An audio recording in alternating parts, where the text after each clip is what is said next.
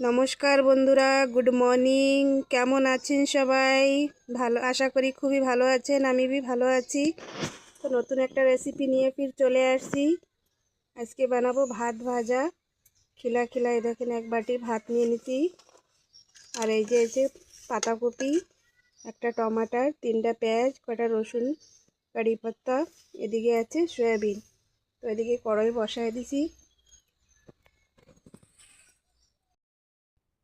তেল গরম হয়ে গেছে।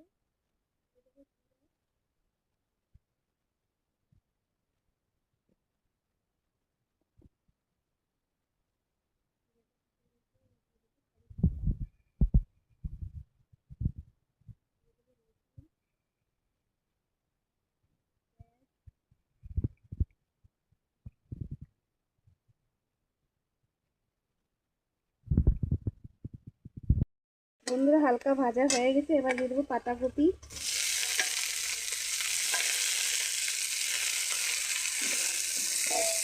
পাতাকপিটা হালকা ভেজে নেব। বন্ধুরা, পাতাকপিটা হালকা ভাজা হয়ে গেছে। এবার দিয়ে দেবো সয়াবিন।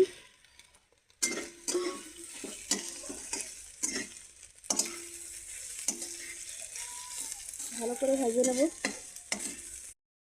বন্ধুরা, দিয়ে দেবো টমাটার।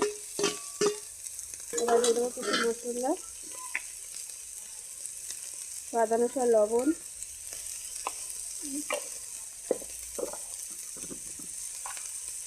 হলুদ গুঁড়া,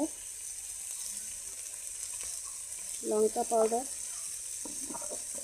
ভালো করে এটাকে ভেজে নেব। বন্ধুরা, ভাজা হয়ে গেছে। এবার দিয়ে দেবো একটু আমচুরন পাউডার।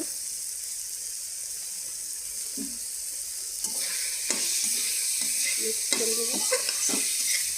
আর বন্ধুরা, আপনারা অবশ্যই জানাবেন কমেন্টে যে আপনারা ভাত কী করেন। আমি তো আমার বাচ্চাকে টিফিনে বানিয়ে দিয়ে দিই, এরা খুব ভালো খায়। তো আপনারা অবশ্যই জানাবেন কমেন্টে আপনারা ভাত বেঁচে গেলে কী করেন। এবার ঢেলে দেবো ভাত।